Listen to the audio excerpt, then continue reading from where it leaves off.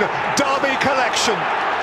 Just one more ice-cool penalty from the master in a fixture he embraces like no other. My guest today is one of our own, a gent who's been at Tottenham since the age of 9 and has emerged to become a national hero, asserting himself as one of the greatest English goal scorers the league has ever seen. It's a joy to welcome the Premier League's biggest Tom Brady fan, Mr. Harry Kane. Hello, Rog. How you doing? I don't need to remind you, you are the top Premier League scorer in North London derbies, 13 goals in 17 career appearances. I mean, you're a goal machine in normal times, but facing Arsenal, that team whose youth academy you were in aged 8, you turn into an alpha apex predator, scoring from all angles, all points on the field. Can you describe what happens in your mind on Derby Day? Is there a special switch that flicks only when you play Arsenal?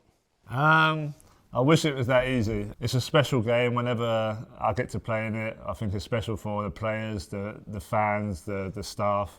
And yeah, I just seem to really kind of get up for it. I think it's just the emotions and just the journey I've been on, you know, just motivates me to go out there and do well, and had some good times for sure. How do you understand, though, why it is that you've scored so bloody many goals against the Arsenal? Yeah, look, I don't know the exact reason.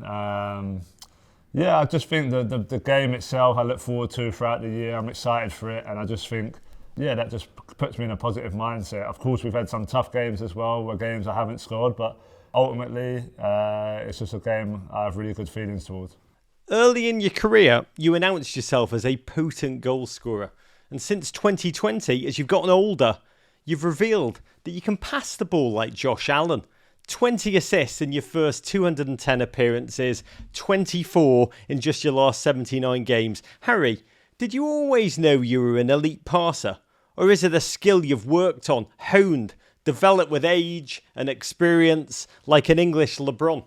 I think it's something that's always been part of my game. I just think as I've got older and more experience and been with different coaches, I've had to adapt my game to the different tactics and the way we play. So probably earlier on in my career, I was more of a focal point, more of a player who would run in behind, etc. And yeah, and then kind of as I've got older, the last few years especially, I've been dropping into that number 10 pocket a little bit more and using my vision and my brain to create chances for others. So I've always felt like my brain has probably been the biggest asset in terms of being on the football pitch and understanding where to be and where to pass. And yeah, I think you've just seen more of that as I've kind of got older and understood the game a little bit more. Goal or an assist, if I could offer you either, do they feel the same? Or does a goal feel... No, a goal feels better for sure. I'm still a goal scorer at heart. I enjoy the assist, but yeah, the goals are a different feeling. Heung-min Son took 7 games before getting his first goal this season. What we now know as the Leicester City hat-trick massacre. But that first goal, that 73rd minute jig, Hulk smash, you were the first to celebrate with him. And you look so bloody happy. Conte going bonkers on the sideline. But Sonny showed almost no emotion at all. What was your experience of that moment? What did you feel? What did you say? And how did you understand Sonny's stoic reaction? Yeah, I just think he was relieved first and foremost. You know, Sonny's such a good person, such a good player. He works so hard day in, day out, you know, behind the scenes. And of course, whenever you're a goal scorer and you go through a little spell where it don't quite go your way, you put more pressure on yourself and you're even more eager to score than normal. And I just think it was relief, you know. Obviously, when I celebrated with him, I just said, you know, well done, you deserved it. And because it was just a matter of time, you know, people like to talk a lot, but at the end of the day, the cream always rises to the top. And the type of player Sonny is and the way he works, it was never a doubt that he would score. And yeah, I was just really happy for him.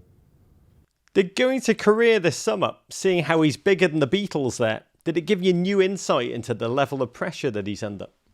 No, I don't think so. I think I always understood the pressure he's under. You know, he's a big icon in his country and across the world. And I think even more so after last year for him winning the Golden Boot, etc. I think that elevated him even higher around the world. And yeah, look, it's not easy, you know.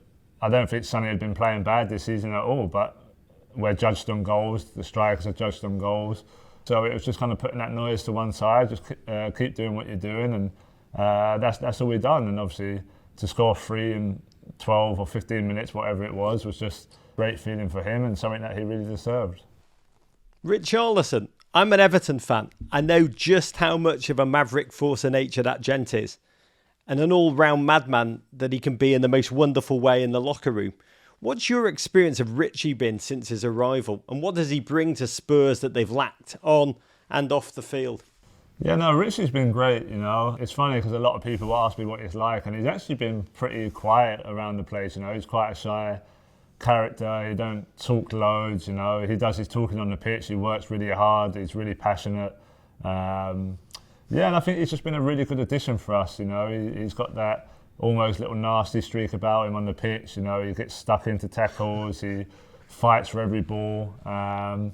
Yeah, and that's maybe something that we've been missing over the last few years especially. So he's been a really good addition, a really good guy. And yeah, just someone who works hard and wants to play football. And whenever he's had the opportunity this year, he's done fantastic for us. When are you going to pull the trigger on the NFL kicking triumph? Still a while yet. I've still got a fair few years in my football career, hopefully first. And then, yeah, we'll see what happens when I'm a little bit older. But you monitor that every time a kick's missed. Are you like, yeah, I could fit in there at Green Bay? No, it's funny because obviously being a sportsman as well, I know how difficult it is. I know the pressure that them guys are under. So, yeah, I know how much they're working. So, I guess for the fans and maybe the media and stuff, they get on their backs. But yeah, I know how difficult it will be just by what I go through in my career. Yeah, I just watch it as a fan, let's put it that way. Subscribe here for more Men in Blazers videos, and courage.